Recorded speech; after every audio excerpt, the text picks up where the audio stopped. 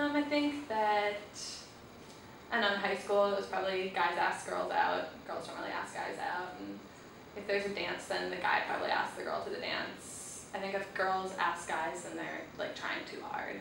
They like are like more thirsty or like more, I don't know, desperate. There's like a desperation, but if a guy asks a girl then he's like putting himself out there.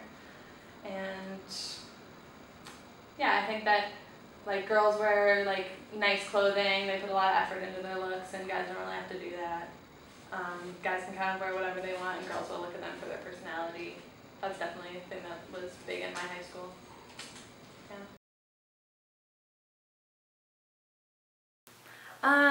Well, there's a lot of limitations to being female, just because I think that we definitely accept more from guys than we accept from girls. There are a lot more like expectations to being a girl than there are to being a guy. Like guys are way more, they can like make a lot more mistakes. Like a guy can hook up with a bunch of girls and it's not a big deal. But if a girl hooks up with a bunch of guys, like everybody hears about it. I know the other night I was like talking to a group of friends and they were talking about this teacher that went on like 5 dates in 1 week. And it was like such a big deal. And I kept thinking, like, I know plenty of guys who've gone on, like, a ton of dates in 1 week.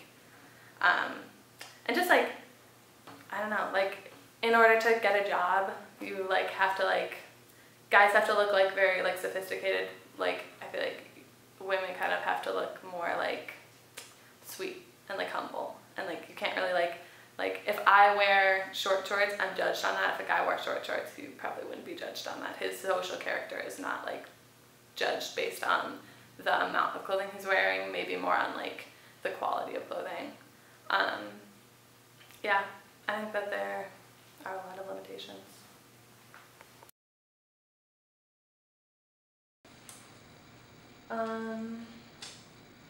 I want to say it's whatever they like feel personally, whoever they connect with, but then also I feel like there's a lot of like stereotypes that go into that, because then if you're like feminine, does that mean you're a female? If you're masculine, does that mean you're a male?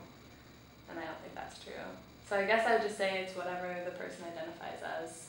Because you could be a really like masculine woman and still feel like a woman, and you could be a really masculine woman and feel like you're a man as well. So I feel like it just really depends on what, like, because there is such a gap between men and women, it just depends on which like group you feel more connected to.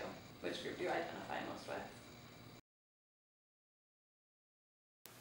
I think that I feel most beautiful either like when I'm in the shower, definitely, or when I'm like sitting in like sunlight. I think those are 2 places I feel really beautiful.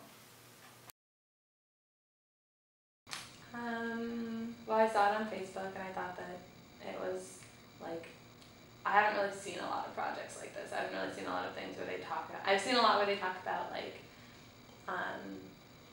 the gender gap and where they talk about like gay and lesbian, like how we accept them or not accept them, but I haven't really seen a lot about transgender people. And I feel like they're a really good like way to look at both like gender inequality and like gender choices and equality. Like I think that that's an interesting subject that I don't really feel like there's been a lot of progress in. So I felt like it was important for them to have actual people talking about how they feel about transgender subjects.